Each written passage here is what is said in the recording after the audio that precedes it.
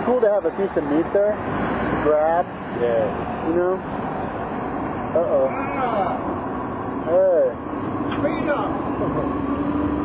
You're early for the happy hour. It doesn't start till 5. I know. Bastards, they changed the rules. Yeah, when you drink, you lose track of time, you know. I knew I come here a little bit early, so. Are you Jewish? You got the hamaka. What a good way to start the conversation. Are you Jewish? You know, it's so funny because a few years ago, Try to have Hebrews. a few years ago, I was sitting out in front of, I was sitting on a park bench. And this guy, I had my beard going up like this, you know.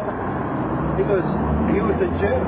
He goes, "Are you Jewish?" I go, "No." He goes, "Remember, one God for everybody." That's funny. I like the Jews, man, but the one thing I don't like about them is the circumcision. I don't like They that. got everybody into circumcised. I don't like that, dude. Like, Are you circumcised? No, I'm not. And like the one thing I don't like about it is there's two things. It's like body mutilation, and the thing about it is it's clean, but it robs you of some sensitivity. That's what I hear. That's what I hear Too.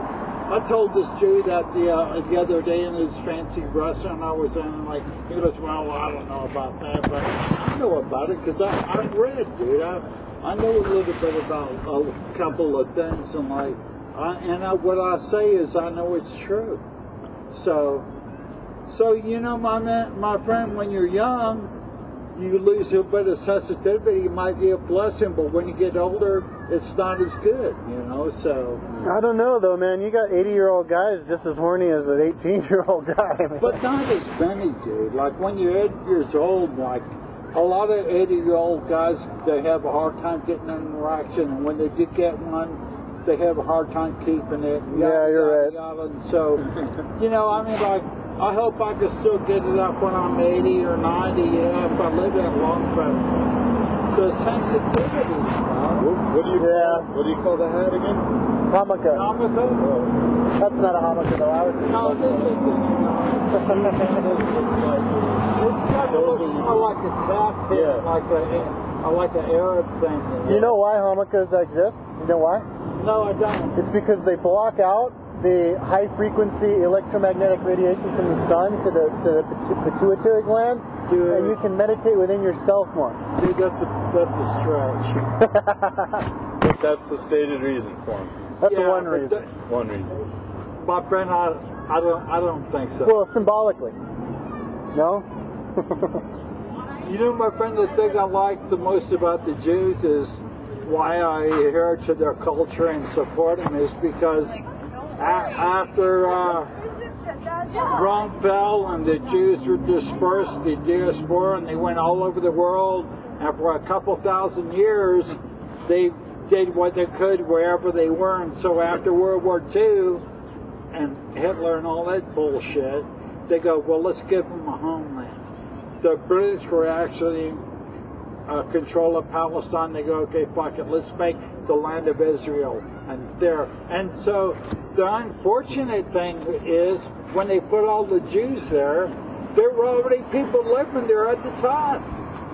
So, but if you could really go back into the Old Testament, and if you can believe any of it, and God laid out the boundaries, and the Jews will command from here to there and down to here and over there.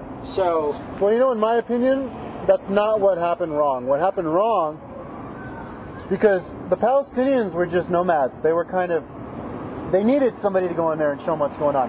The problem is that the Jews who went there were way too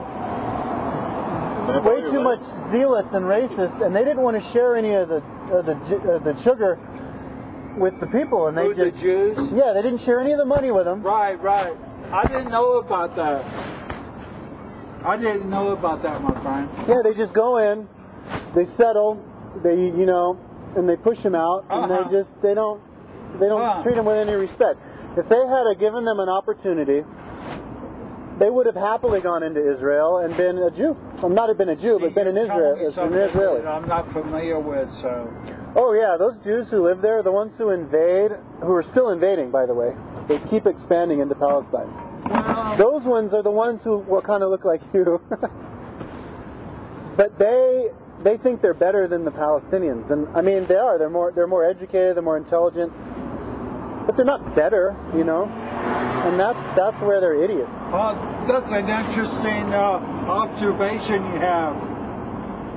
And they have so much money from the Jews in America who just give them money and they can do whatever they want. They can buy all this land, and it's still going on. It's that's the problem. And then the other comical part of it is that everybody's fighting over one building, the Dome of the Rock. 3 religions. It's like, if you really were religious, why don't you just give it away? You know, wash your hands of it, say it's all yours, whatever. Yeah. But they're like, no! Because if you get it, you win the battle. It's like, there is no battle, it's a fucking religion. It's not a military army, you know what I mean? I think you thought about it a little bit. I've actually had that conversation with an actual Israeli. And most Israelis are cool. They're not over religious. They're just like you and me. They're like Americans. I mean, Jews don't like them. Yeah. Smart people. Yeah, and they don't like the zealous ones who fuck up, make problems for everybody else. As most Arabs don't like the zealous Arabs. But whatever, all those problems they're going to be gone within 5 or 10 years. I guarantee. There's going to be peace in that region within 10 years. I guarantee. You know why? Because all the people, like Osama bin Laden, these guys, they're going to retire. They're going to get sick and tired. They're going to give up. And the people who replace them are going to be internet people, millennium generation, who don't give a fuck about killing. They just want to have fun, you know? You see a lot, my friend. Thanks. Thanks for the conversation. Sure. My name's Michael.